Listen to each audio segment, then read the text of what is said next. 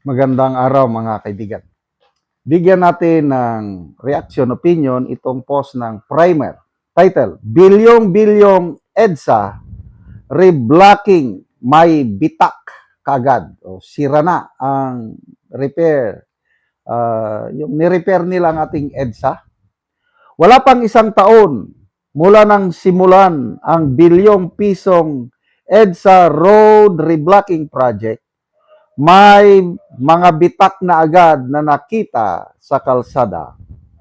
Kabilang sa mga nasira ang ilang bahagi na katatapos lamang sa rehabilitasyon, dahilan para questionin ang kalidad at tibay ng proyekto. Palakpak naman dyan!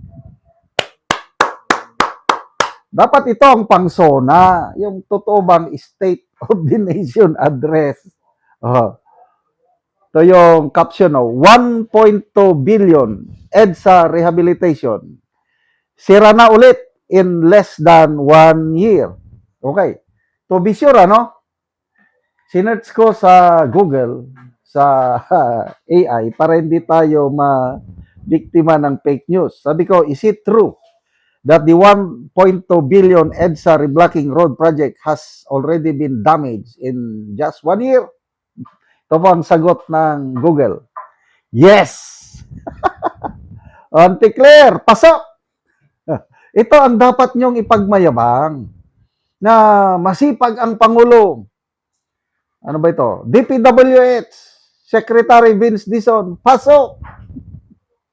Yes, it is true that parts of the newly rehabilitated EDSA project have already sustained noticeable, kitang-kita, damage. Potholes and heavily eroded sections have reappeared in less than 4 months following the fast-track Phase 1 completion in April 2026. Severe weather from consecutive tropical cyclones and heavy monsoon rains triggered the fast deterioration of the fresh asphalt overlay. The situation has sparked intense public debate over the quality, durability, and cost of the quick turnaround project. Ito yung pinagmayabang ng Pangulo last year ata ito. Ayusin natin ng EDSA. Nung una, pinospon pa niya. Kailang, sige na, ituloy. Tinuloy. So, tapos na. April 2026. Ngayon, napak-check na naman ng bagyo. Sira-sira na naman. Wow! Ito yung sinasabi ng Pangulo na nangangamba ako na baka pag-alis ko sa pwesto, ang mga magagandang legasya na nagawa ko ay hindi na itutuloy ng susunod na administrasyon. Siyempre, yung mga ganitong klaseng proyekto, hindi talaga itutuloy. Yung mga palpak nyo na flood control projects, hindi talaga itutuloy. Ano bang magandang legasya na iwanan ng administrasyong ito? Sige nga.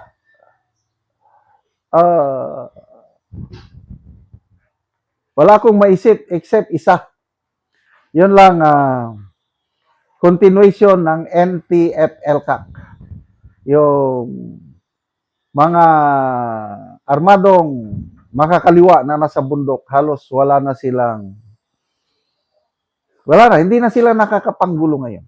Kasi maganda yung follow-up, yung continuity from Duterte administration hanggang ngayon, yung AFP, PNP, to me, maganda.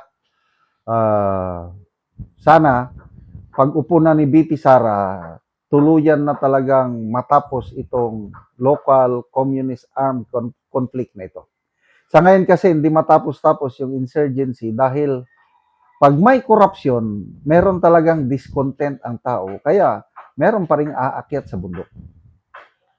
Kaya itong panahon ng Marcos Jr., hindi talaga matatapos yung local communist insurgency problem.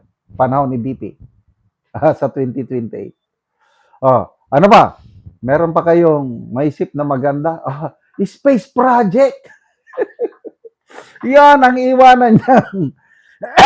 Magandang legacy, magpapalipad siya ng space rocket. Kailang ang space ng Pangulo is 5 kilometers above ground lang. Yan ang kanyang definition ng space.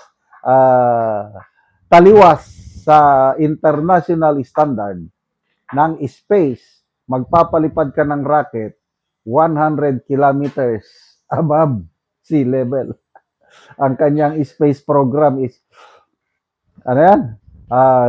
17 billion daw ang pundo.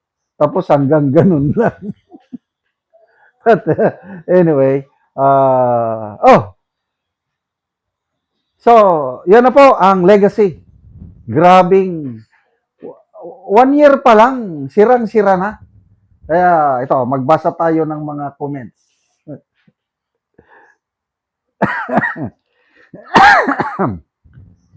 Hindi pala subway,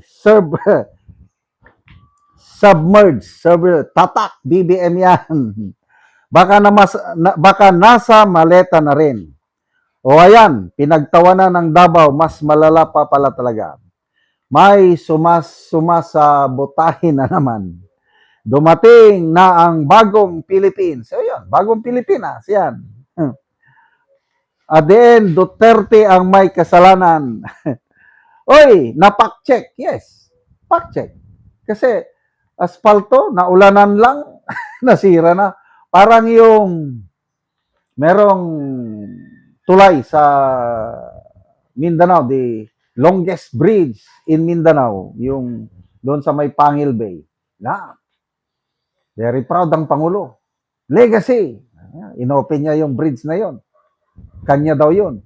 After 1 or 2 months, sira na yung asfalto. Butas-butas na. Nadaanan ko yun. Nung bago, wow, ang ganda. Kailang after 1 month, wala na.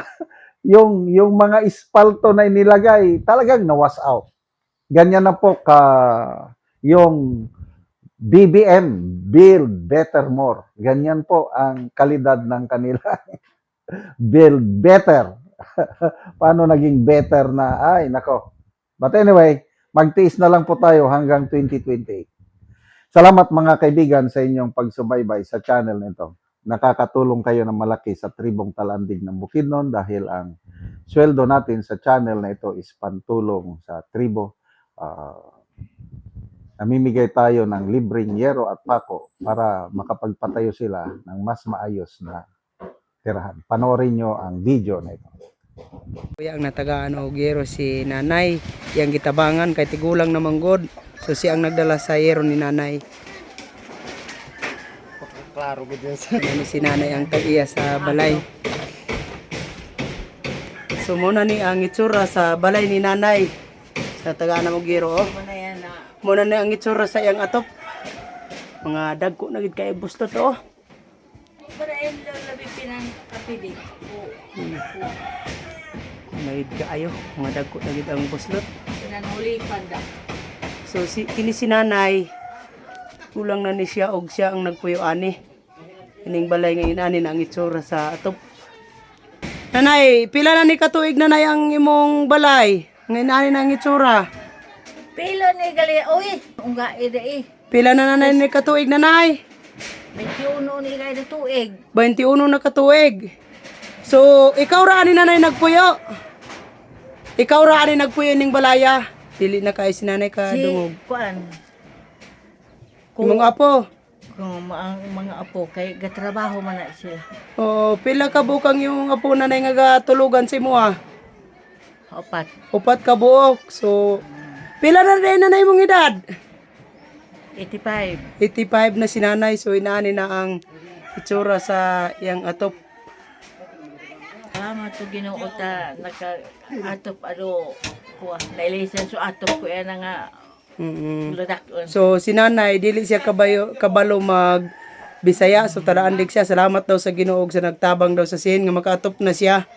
Kay ani naman gid ang itsura sa iyang balay. So, mag-atop na ni karon si kuya. Kay gitabangan lang ni si nanay kang kuya sa iyang apo. So, salamat kayo nanay. Salamat.